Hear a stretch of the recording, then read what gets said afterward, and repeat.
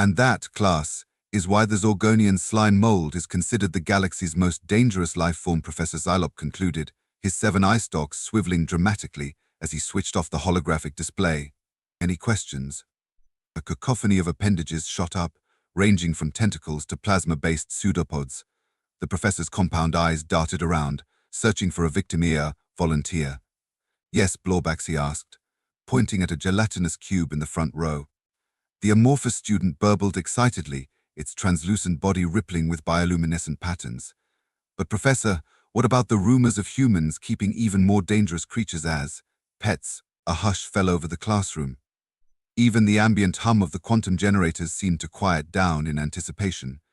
Professor Xylop's exoskeleton paled visibly.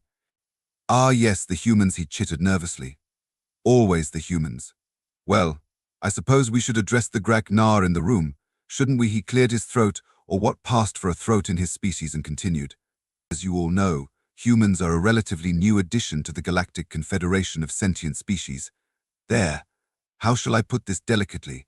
They're the universe's most confounding anomaly since the discovery of self-aware black holes. A ripple of laughter, or its various alien equivalents, swept through the classroom. Even Blorbax jiggled in amusement. You see, the professor went on, warming to his subject, humans have this inexplicable ability to domesticate things. Dangerous things. Things that, by all logical reasoning, should reduce them to a fine mist of subatomic particles. He pulled up a new holographic display, showing a human cuddling what appeared to be a snarling, six-eyed beast with more teeth than seemed strictly necessary. This, students, is what the humans call a good boy. The rest of us call it a Gizinthrak devourer, the kind of creature that makes apex predators wake up screaming. The class collectively gasped. A few of the more sensitive students instinctively activated their defense mechanisms. Shields flickered to life, spines bristled, and one unfortunate soul at the back promptly entered a state of emergency hibernation. Now, the professor chuckled, his mandibles clicking in amusement. No need for all that. This is just a recording, although I must say, Zorblat, that was a most impressive display of self-preservation. You might consider a career in the diplomatic corps. The embarrassed student, now encased in a crystalline cocoon, managed a weak pulsation of acknowledgement. But back to the humans, Professor Xylop continued. Their latest escapade involves none other than the infamous Dr. Emily Starlight. You've all heard of her, I'm sure. The woman who established the first interspecies animal shelter on the edge of the Andromeda Galaxy. A collective groan echoed through the classroom. Dr. Starlight's exploits were legendary, in the same way that supernovas were a bit bright and black holes were somewhat hungry. Indeed, the professor nodded sagely. It seems our dear Dr. Starlight decided that the most fearsome creatures in the known universe would make excellent companions for sapient beings. She calls it extreme pet therapy. The rest of us call it a shortcut to evolutionary dead ends. He pulled up another holographic image, this time showing a sprawling complex on an asteroid, teeming with creatures that defied description and classification. This class is the Cosmic Criticorel, Dr. Starlight's magnum opus. Now, can anyone tell me why this is monumentally stupid? The professor asked, his tone dripping with sarcasm. A tentative plasma tendril rose from the middle of the classroom. Yes, Plasmodium. The energy-based student's form flickered nervously as it spoke. Because those creatures could escape and wreak havoc across the galaxy, potentially destabilizing entire civilizations. Excellent. Plasmodium. Your positrons must be firing on all cylinders today, the professor beamed. Yes, that's precisely why we sensible species stay far, far away from such monstrosities. But humans? Oh no, they see a sign that says danger reality warping megafauna and think it's an adoption advertisement. He flicked a tentacle, and the holographic display changed to show the interior of the Cosmic Criticorel. Dr. Starlight stood in the middle of what could only be described as organized chaos, a manic grin plastered across her face as she wrangled creatures that shouldn't exist in our dimension. And here we see the human in her natural habitat, the epicenter of improbable survival, Professor Xylop narrated dryly. Notice the complete lack of fear, the utter disregard for the laws of nature and common sense. Truly a marvel of evolution, or a cosmic practical joke. The jury's still out on that one. The class watched in horrified fascination as Dr. Starlight casually strolled through her menagerie of nightmares. She paused to scratch behind the ears of a creature that seemed to be made entirely of mouths, cooed at a swirling vortex of tentacles and eyes, and tossed a treat to something that looked suspiciously like a sentient black hole wearing a collar. "Now, students," the professor said, his voice taking on a more serious tone, "what do you think is the purpose of this madness, based on everything we know about interspecies relations, about the laws of biology, about the very nature of survival itself? What could possibly be the outcome of this foolhardy endeavor?" The class was silent for a moment, each student lost in thought. Finally, a mechanical voice spoke up from the back. It was Unit X9, the AI exchange student from the Silicon Collective. Logical conclusion: imminent catastrophe. Probability of positive outcome 0.000001%. Precisely, Professor Xylop exclaimed. By all rights, we should be witnessing the prelude to a galactic disaster. The fabric of space-time itself should be unraveling at the seams. The very concept of ecological balance should be crying in a corner. He paused for dramatic effect, his compound eyes scanning the room. And yet, with a flourish, he brought up the final holographic image. There, in the heart of the cosmic critter corral, was a scene that defied all expectations.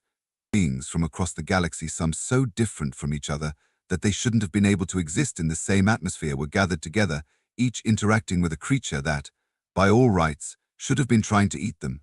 What you're seeing, class, is the impossible, the professor said softly. These are representatives from species that have been at war for millennia, sharing a common experience. Phobias being conquered, prejudices being shattered, and bonds being formed that transcend the very boundaries of biology. The hologram zoomed in, showing a Zelborian diplomat, a species known for their pathological fear of anything with more than two appendages, cautiously petting a creature that seemed to be composed entirely of writhing tentacles. The look of terror on the diplomat's face was slowly being replaced by one of wonder. A chorus of disbelieving exclamations filled the room. Blawbacks nearly lost cohesion in shock. Unit X9 started smoking slightly, its processors overheating as they tried to compute the impossibility of the scene. "Oh, it gets better," Professor Xylop chuckled. "According to Dr. Starlight's latest paper, and I quote, the act of caring for a creature that initially terrifies you creates a bond that transcends species barriers. It's not just about conquering fear. It's about finding common ground in the most unlikely of places. Who knew that the key to galactic peace was a good belly rub and some treats?" The class erupted into a cacophony of laughter, disbelief, and in the case of one particularly high-strung photosynthian, stress-induced rapid blooming. Settle down," the professor called out, waving his tentacles for quiet. "I know it's astounding, but there's more to this story. You see, Dr. Starlight's extreme pet therapy isn't just changing individual minds, it's reshaping galactic politics." He let that sink in for a moment before continuing. "The implications are staggering. Species that couldn't be in the same star system without starting a war are now signing peace treaties. Trade routes are opening up between civilizations that previously didn't acknowledge each other's right to exist, all because they bonded over their shared experience of being terrified by, and then learning to care for, creatures that defy comprehension." But Sir Plasmodium's form flickered anxiously. "Isn't this incredibly dangerous? What if something goes wrong?" Professor Xylop's mandibles clicked in what might have been a smile. "Dangerous? My dear Plasmodium, we're way past dangerous. We're into uncharted territory now. The Galactic Confederation is in an uproar. Emergency sessions are being held, constitutions are being hastily rewritten. And the humans. They're talking about making Bring Your Eldritch Abomination to Work Day a federal holiday." A collective groan echoed through the classroom, punctuated by a few nervous giggles and one loud crack as Zorblat's hibernation cocoon shattered in shock. Yes, I know," the professor nodded sympathetically. "It's simultaneously the most brilliant and the most terrifying idea in the history of the universe. But that's humans for you. They see a force that can unmake reality, and their first thought is, I bet it would look cute in a sweater." He shut off the holographic display and turned to face the class fully. "And that, my dear students, brings us to the crux of today's lesson. The thing that makes humans so uniquely dangerous and valuable to the galactic community." The professor's voice took on a more serious tone. "It's not their technology. Goodness knows their ships look like they were cobbled together from spare parts and optimism.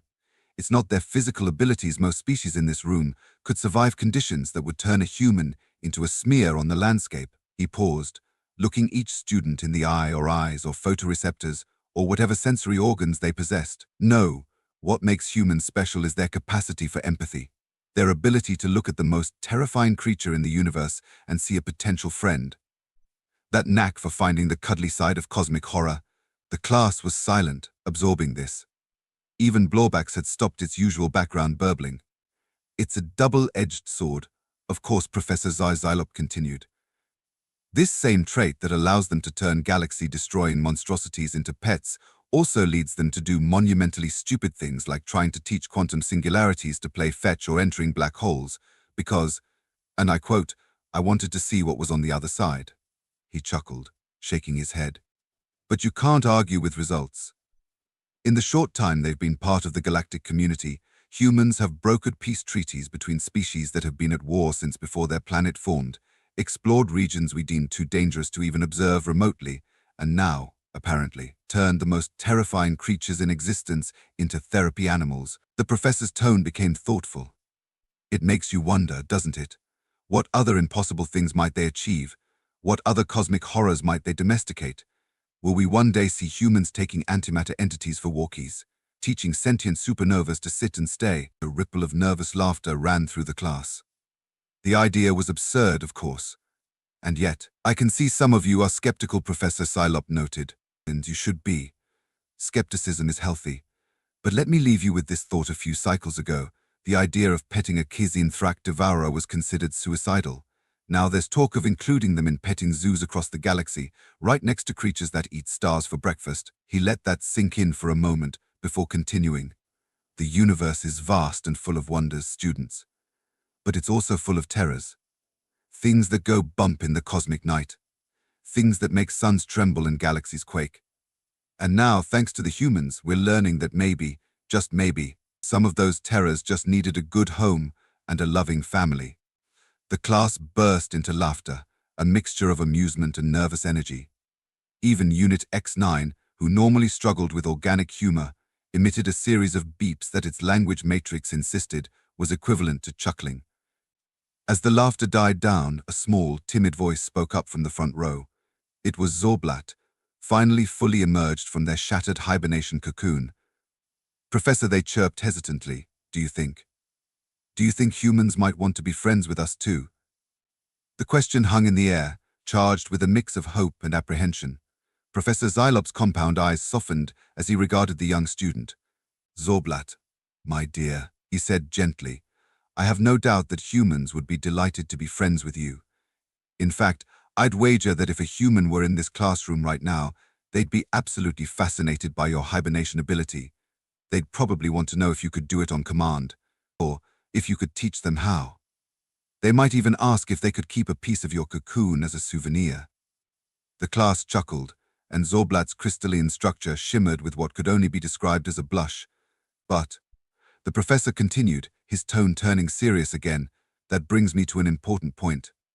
As we've discussed, humans' ability to befriend the unfriendable is both their greatest strength and their greatest weakness, and as members of the galactic community, it's our responsibility to keep them from getting themselves killed while they're busy trying to cuddle the universe into submission." He began pacing back and forth at the front of the classroom, his tentacles gesticulating as he spoke. "You see, students, for all their empathy and good intentions, humans often lack, shall we say, a certain sense of self-preservation. They see a sign that says danger absolute zero and think, I bet I could make a great ice cream flavor out of that. They hear about a star about to go supernova and wonder if it would make a good backdrop for their vacation photos." The class nodded in understanding. Stories of human recklessness were legendary throughout the galaxy. So Professor Xylop continued, "While we should absolutely encourage their unique abilities and perspective, we also need to be there to gently guide them away from the more extinction-inducing aspects of their curiosity." He turned back to Zorblat, who was now fully recovered and eagerly absorbing every word. "To answer your question more directly, Zorblat, yes, humans would undoubtedly want to be friends with you. But it's up to us to ensure that their friendship doesn't involve, say, trying to experience hibernation for themselves by sticking their heads in a cryogenic chamber just to see what it feels like. The class erupted in laughter again, this time with a newfound sense of purpose. They weren't just studying xenobiology anymore, they were preparing to be caretakers and guides for the galaxy's most endearing and terrifying species. As the laughter died down, Professor Psylop glanced at the chrono display on the wall. Well, it seems our time is almost up. But before you go, I have a special announcement. The class perked up, appendages raised in anticipation. In light of recent events, the professor said, barely containing his own excitement, the Galactic Education Board has approved a new exchange program. Starting next semester, we'll be welcoming our first human student to the xenobiology department. The reaction was immediate and intense. Excited chitters, burbles, and electronic beeps filled the air. Blawbacks was so agitated it nearly split into two separate entities. Now Professor Xylop called out over the commotion. I know you're all excited, but remember what we've learned today. Our human exchange student will be just as curious about us as we are about them. It's our job to make them feel welcome, and to make sure they don't accidentally create an interdimensional rift in the cafeteria because they wanted to see if they could. Deep-fried dark matter. He paused, his mandibles clicking in what might have been a smirk. Although, who knows, maybe letting them experiment with cooking dark matter is exactly what we need to solve the galaxy's energy crisis. With humans, you never can tell. The chrono display chimed, signaling the end of the class. As the students began gathering their various learning apparatuses, some of which defied conventional physics, Professor Psylop raised his voice one last time. Remember, class, your assignment for next time is to come up with a safety protocol for introducing our human exchange student to the various life forms in our xenobiology lab. And yes, Blawbacks, before you ask, that includes a plan for if they try to hug the void squid. A collective shudder ran through the class at the mention of the void squid. Even Blawbacks, who was usually game for anything, quivered slightly. As the students filed out of the classroom, a buzz of excited conversation filled the air. Theories were already flying about what their human classmate might be like. Would they really try to pet everything? Would they bring strange Earth foods? Would they attempt to befriend the quantum computer that ran the university's systems? Professor Xylop watched them go with a mixture of amusement and trepidation. He had a feeling the next semester was going to be interesting, to say the least. Just as he was about to power down the classroom systems, his personal comm device buzzed. He glanced at it and nearly dropped it in shock. The message was from the dean of the xenobiology department, urgent human exchange student arriving early. ETA tomorrow. Good luck. Oh, great cosmic entities, preserve us, he muttered, all 7 of his eye stalks drooping in unison. The next day dawned bright and early, or at least as bright and early as it could, on a space station orbiting a binary star system. Professor Psylop arrived at his classroom 2 hours before the scheduled start time, his tentacles laden with hastily assembled human proofing equipment. He had spent most of the night researching human physiology and behavior, and he was determined to be prepared for every eventuality. He had installed emergency force fields around the more dangerous specimens in the lab, placed warning signs in every known human language and a few unknown ones, just to be safe, and even set up a small petting station with some of the friendlier, less lethal life forms. As he was putting the finishing touches on a sign that read, "Please do not attempt telepathic communication with the brain slugs," in 17 different scripts, he heard a commotion in the hallway outside. And this is the xenobiology department, came the voice of the dean, sounding slightly strained. Now, MS Starlight, I must stress again the importance of following safety MS Starlight, where did you, oh cosmic entities, not again. Professor Xylop's heart sank. He knew that name. Slowly he turned towards the classroom door, just in time to see a young human female burst through it, eyes wide with excitement.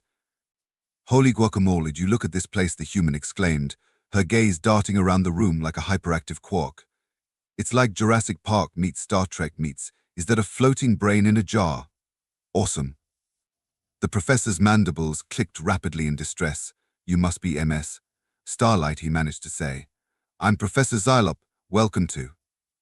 But the human was already halfway across the room, staring intently at the containment field housing the void squid. Whoa, check out this beauty. It's like if H.P. Lovecraft and Salvador Dali had a baby, and that baby was a squid. Miss Starlight, please step away from the... Call me Lucy, the human interrupted cheerfully. Miss Starlight is my mum. Or, well, I guess it's Dr. Starlight now. Hey, did you guys hear about her cosmic critter corral? Wild stuff, right? Professor Psylop felt a headache coming on, which was impressive considering his species didn't technically have heads. Yes, Miss Lucy, we're all quite familiar with your mother's exploits. Lucy beamed. Cool. So you guys must be used to humans by now, right? Ready for all the crazy stuff we get up to. The professor exchanged a glance with the dean, who had just entered the room looking frazzled. We try to be prepared, Xylop said diplomatically. Awesome, Lucy exclaimed. So when do we start? I can't wait to meet all my alien classmates. Oh man, this is going to be epic. Do you guys have any traditions for welcoming new students? On Earth, sometimes they make you eat weird things or wear funny hats. Although I guess for some of you that might just be Tuesday, huh? She laughed at her own joke, a sound that seemed to reverberate through the classroom with an almost physical force. Professor Xylop noticed with alarm that the containment field around the void squid was vibrating slightly in response. MS. Starlight, the dean interjected. Perhaps we should continue the tour. Professor Xylop needs to prepare for his class and… Oh, sweet. Is that where I'll be studying? Lucy asked, pointing at a large, ominous-looking machine in the corner of the room. Before anyone could stop her, she bounded over to it and began examining it closely. Actually, that's a molecular deconstructor, Professor Xylop said weakly. It's used for breaking down complex organic compounds into their base elements. It's not for MS. Starlight, please don't touch that lever. Too late. With a cry of ooh, what does this do? Lucy pulled the lever. There was a blinding flash of light, a sound like 1,000 balloons being popped at once, and when everyone's vision cleared, they saw Lucy standing there, her hair standing on end and a slightly scorched look about her, but otherwise unharmed. Wow, she exclaimed, coughing out a small puff of smoke. That was intense. Is this what teleportation feels like? Because if so, sign me up. Professor Xylop and the dean stared at her in disbelief. Any other being in the known universe would have been reduced to their component atoms by that blast, but here was this human, not only alive but actively enjoying the experience. Fascinating, Professor Xylop murmured despite himself. MS Starlight, how do you feel? Never better, Lucy replied cheerfully, although I think I can taste colors now. Is that normal? Before the professor could respond, the classroom door burst open again, and students began pouring in. There was a moment of stunned silence as they took in the scene, their professor and the dean standing slack-jawed, a slightly smoking human in the corner, and the distinct smell of ozone in the air. Then, predictably, chaos erupted. Orbax, overcome with excitement, accidentally divided into 3 separate entities. Unit X9 began spouting binary code at an alarming rate. Plasmodium's form started changing colors rapidly, cycling through the entire visible spectrum and beyond. And poor Zorblat, faced with this sensory overload, promptly entered emergency hibernation again. Lucy, for her part, looked like all her birthdays had come at once. Oh man, this is so cool, she exclaimed, trying to take in everything at once. You must be my classmates. I'm Lucy. Who wants to be friends? Actually, never mind. I want to be friends with all of you. Especially you, little blob dudes, she added, waving at the 3 blowbaxes. Professor Xylop, realizing he needed to regain control of the situation quickly, cleared his throat or what passed for it loudly. Class, please settle down. As you can see, our human exchange student has arrived early. This is Lucy Starlight. Yes, she's related to that Dr. Starlight. No, she cannot be dissected, probed, or sampled without her express written consent. MS Starlight. Perhaps you'd like to say a few words to the class. Lucy stepped forward, still grinning from ear to ear. Hey everyone. Man, this is awesome. I've got so many questions. Like, how do you guys reproduce? What do you eat? Can any of you shoot lasers from your eyes? Oh, and most importantly, who wants to help me set up the galaxy's first interspecies rock band? The class stared at her in a mixture of fascination and bewilderment. Professor Xylop felt that headache intensifying. It was going to be a long semester. As the initial shock wore off, the students began to warm up to Lucy. Her infectious enthusiasm was hard to resist, even for species that were naturally resistant to infections. Soon, the classroom was abuzz with conversation, with Lucy at the center of it all. So wait, she was saying to Unit X9, you're telling me you can process information faster than light? That's insane. Have you ever tried to use that to, I don't know, Predict the future or something. Unit X9's lights blinked rapidly. Negative. Such application would violate temporal non-interference protocols. But think about it, Lucy pressed on, oblivious to the look of alarm on Professor Zylop's face. If you could process information that fast, you could theoretically calculate all possible outcomes of any given situation. It'd be like having a superpower. Unit X9 paused, its processors whirring audibly as it considered this. This does not compute, yet. Intriguing. Must analyze further. Professor Zylop quickly intervened. Yes, well, that's quite enough existential physics for now. MS, Starlight, perhaps you'd like to meet some of your other classmates. Sure thing, Prof. Lucy said cheerfully, already moving on to where the three blowbackses were experimenting with merging back into a single entity. Hey guys, or guy, are you one being or three right now? This is so cool. Can I touch you? Is that rude to ask? On Earth, we usually shake hands when we meet new people, but I'm guessing you don't really do that, huh? The blowbackses burbled excitedly, extending pseudopods towards Lucy. She reached out and gently poked one, her eyes widening in delight as her finger sank slightly into the gelatinous surface. Whoa! It's like the world's coolest stress ball, she exclaimed. Hey, do you guys ever play pranks on people by, like, pretending to be puddles or something? The blowbackses' burbling took on a mischievous tone, and Professor Zylop had a sudden vision of the chaos that could ensue if Lucy started giving his more malleable students ideas. MS. Starlight, he interjected hastily. Perhaps you'd like to see our specimen collection. We have some fascinating examples of. Lucy's eyes lit up. You mean like alien animals and stuff? Heck yeah, lead the way, Prof. As they moved towards the specimen area, Zorblat timidly approached Lucy, still partially encased in their hibernation cocoon. Excuse me, Miss Human, they chirped nervously. Is it true that humans keep other species as pets? Lucy's face softened. Hey there, little guy. Yeah, we do keep pets. Dogs, cats, fish, you name it. They're like our animal friends. She crouched down to Zorblat's level. And speaking of friends, that's a pretty cool shell you've got there. Do you mind if I take a closer look? Zorblat hesitated for a moment, then slowly emerged from the cocoon. You can have it if you want, they offered shyly. We usually discard them after hibernation. Lucy's eyes widened. Really? That's so awesome. Thanks, little dude. She picked up the discarded cocoon, examining it closely. This is amazing. It's like a perfect replica of you, but empty. Hey, I wonder. Before anyone could stop her, Lucy had slipped the cocoon over her head like a helmet. Look at me, she exclaimed, her voice slightly muffled. I'm a human-alien hybrid. This is so cool. The class erupted in laughter and excited chatter. Even Professor Zylop couldn't help but chuckle, despite his growing concern about the potential chaos this human could cause. As Lucy paraded around the room in her new helmet high-fiving students or attempting to, in the case of those without hands, the professor found himself reflecting on the situation. Yes, this human was unpredictable, potentially dangerous, and would almost certainly cause no end of headaches. But she was also bringing a kind of energy and excitement to the classroom that Zylop had never seen before. The students were more engaged than ever, asking questions, offering information about their own species, and generally embracing the spirit of cultural exchange that was supposed to be at the heart of the program. Even Unit X9, usually so rigid and protocol-focused, was trying to calculate the optimal high-five trajectory for its manipulator arms.